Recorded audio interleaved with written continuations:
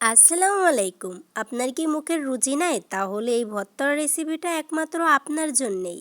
তো টানাটানি না করে প্লিজ ফুল ভিডিওটা দেখো। আর এই মজাদার ভর্তা কিভাবে বানাবো, ঢেঁড়স ভর্তা অনেকে অনেকভাবে খেয়েছেন, তবে আমি যেভাবে ভর্তা বানাইছি এইভাবে যদি না খান তাহলে আপনি জীবনে কিছুই খাননি।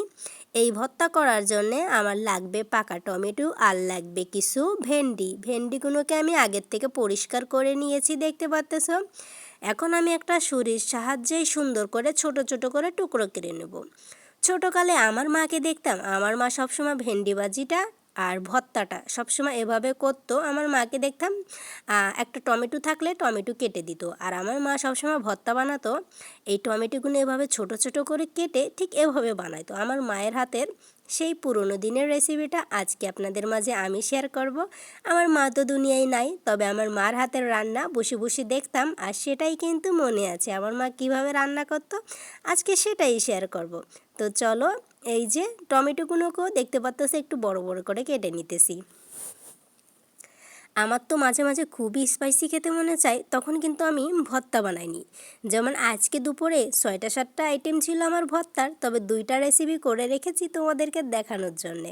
তো এইখানে দেখো, আমি হইলো ভেন্ডির ভিতরে একটু তেল দিয়ে দিলাম, যেহেতু একটু ফ্রাই করতে হবে একটু তেল দেওয়া লাগবে।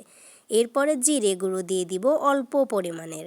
এরপরে কিছুটা হলুদের গুঁড়ো দিয়ে দিব একটু। এরপরে পরিমাণ মতন লবণ অ্যাড করে দিব আমি এখানে। এখন কিন্তু আমি কোনো মরিচ ইউজ করব না, আর কখন মরিচ ইউজ করব ওই টাইমে মরিচটা ইউজ করলে বেশি মজা হবে ভাজিটা। দেখতে থাকো। এখন আমি এটাকে সুন্দর করে নাড়াচাড়া দিয়ে একটু ভাজি করে নিব। তো এটা আমার বেশি সময় লাগবে না, মাত্র 10 মিনিট কিন্তু ভাজি করলেই এটার ভেন্ডিটা নরম হয়ে যাবে। আর এখানে আমি টমেটো দিয়েছি, আর টমেটো দিলেই কিন্তু স্বাদটা 10 গুণ বেড়ে যাবে। এই ভর্তা যদি না খান আমি বলবো অনেক অনেক মিস করবেন আমার আপুরা। এই ভর্তা একবার হলো খেয়ে দেখবেন। এখন আমি একটা পেঁয়াজ কুচি কুচি করে দিয়ে দিলাম। তো পেঁয়াজটা ভেজে নিলে বেশি ভর্তার টেস্টটা একটু বেশি মজা হবে, এই জন্য আমি পেঁয়াজটা একই সাথে ভেজে নিব। তোমরা চাইলে কিন্তু কাঁচাও দিতে পারো, তবে আমি কাঁচা দিব না। তো এই যে এখন আমি পেঁয়াজটাকে সুন্দর করে ভেজে নিব। কাঁচা দেব না, কারণ কাঁচা যে কোনো জিনিস দিয়ে ভর্তা মাখাইলে ওই ভর্তাটা বেশি সময় রেখে খাওয়া যায় না। দেখবা 1-2 ঘন্টা পর বা দুপুরে করো, রাত্রে কিন্তু খেতে গেলে দেখবা পেঁয়াজের গন্ধ বলতেছে, তখন কিন্তু ভর্তাটা খুব বেশি মজা লাগে না। তো এই জন্যে আমি এখন দিয়ে দিয়ে ফ্রাই করে নিলাম।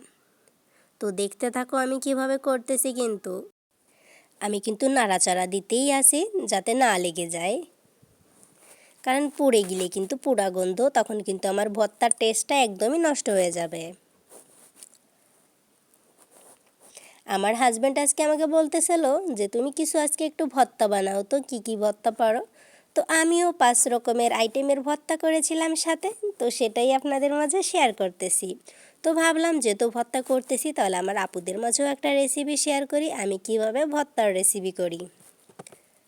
তো সব সময় তো আর সময় হয় না যে সবগুলো একদম একসাথে শেয়ার করব। তো এইখানে আমি মরিচের গুঁড়ো অ্যাড করে দিব এখন।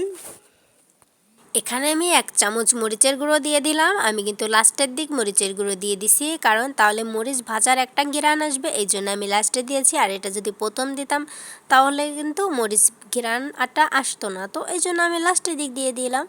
তো এখন আমি সুন্দর করে একটু নাড়াচাড়া দিয়ে একটু ভাজি করে নিতেছি। তো এখন কিন্তু আমি নামিয়ে নিব। আমার ভেন্ডি কিন্তু হয়ে গেছে, দেখতে পাচ্তেছো।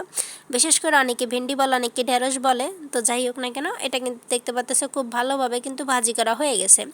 তো এখন এটাকে আমি নামিয়ে নিব। তো নামানোর আগে একটু সুন্দর করে একটু নাড়াচাড়া দিয়ে মরিচটা দিয়ে ভেজে নিলাম। লাস্টের দিক মরিচ দিবা, তাহলে কিন্তু দেখবা ভর্তা বেশি টেস্ট হয়।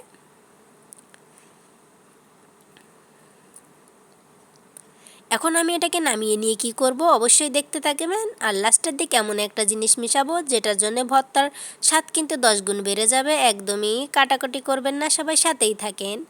আপনারা চাইলে হাত দিয়ে মাখিয়ে নিতে পারেন, তবে আমার এই ভেন্ডিগুলো খুবই গরম আছে, তো এই জন্য কিন্তু আমি হাত দিয়ে মাখাবো না, আমি চামচের সাহায্যে ঠেসে ঠেসে মাখিয়ে নিব। তো তোমরা দেখতে থাকো। আর ভেন্ডি ভর্তা কিন্তু হাত দিয়ে না চটকানোই ভালো, কারণ ভেন্ডি হলো খুবই বিজলে থাকে। এরপরে যদি তোমরা হাত দিয়ে চটকাও তাহলে কিন্তু আরও বিজলে হয়ে যাবে। বিশেষ করে বাচ্চারা তো একদমই পছন্দ করবে না যখন তোমরা ওদেরকে খেতে দিবা।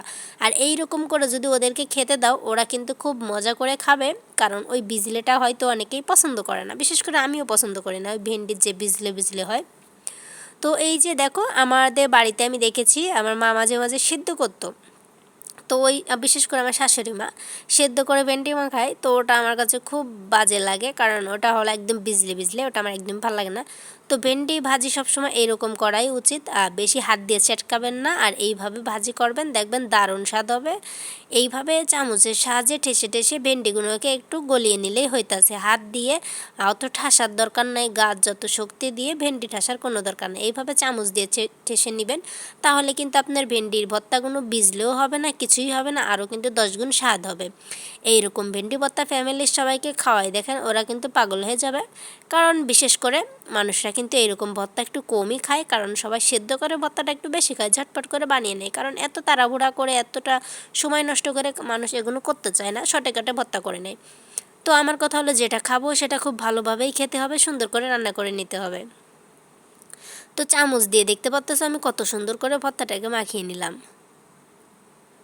এটা কি মনে হচ্ছে যে আমি চামচ দিয়ে মাখাইতেছি? মনে হইতেছে কিন্তু আমি হাত দিয়ে মাখাইছি, কিন্তু তোমাদের সামনের পরে দেখাইছি আমি কিন্তু চামচ দিয়েই কিন্তু ঠেসে ঠেসে বানাইছি। আর এইরকম ভর্তা যদি তোমাদের খাবারের টেবিলে থাকে তাহলে কিন্তু তোমাদের গোশ মাংস এত কষ্ট করে প্রতিদিন রান্না লাগবে না। তো কষ্ট করে একটু ভর্তা বানাবা, যেটা খেতেও খুবই মজা, আর তোমাদের কিন্তু খরচও বেঁচে গেল, প্রতিদিন মাংস টাংস রান্না করার কোনো প্রয়োজন নেই। এইরকম 3-4টা আইটেম যদি খাবারে রাখতে পারো প্রতিদিন, তাহলে তো আমার মনে হয় না আর কোনো কিছুর প্রয়োজন আছে। আমার আজকের এই রেসিপিটা কেমন লেগেছে অবশ্যই সবাই বলে যাবেন, আর বেশি ভালো লাগলে আমার এই ভিডিওটা শেয়ার করে দিবেন আপনার কাছের আত্মীয় স্বজনের কাছে, যারা দেখে এই ভিডিওটা দেখে তারা এইভাবে ভর্তা করে নিতে পারে। অনেকেই আছে কিন্তু ভেন্ডি ভর্তা কীভাবে করতে হয় তারা কিন্তু জানে না। তো সঠিক নিয়মে ভেন্ডি ভর্তা করে খান, আর খেয়েও মজা পাবেন, এর স্বাদ কিন্তু কখনোই বলবেন না। তো সবাই ভালো থাকবেন, আজকের মতন চলে গেলাম, ইনশাআল্লাহ আপনাদের মাঝে নতুন কোনো রেসিপি নিয়ে চলে আসব। ততক্ষণ তোমরাও ভালো থাকো। তো আজকের মতন চলে গেলাম, আল্লাহ হাফেজ।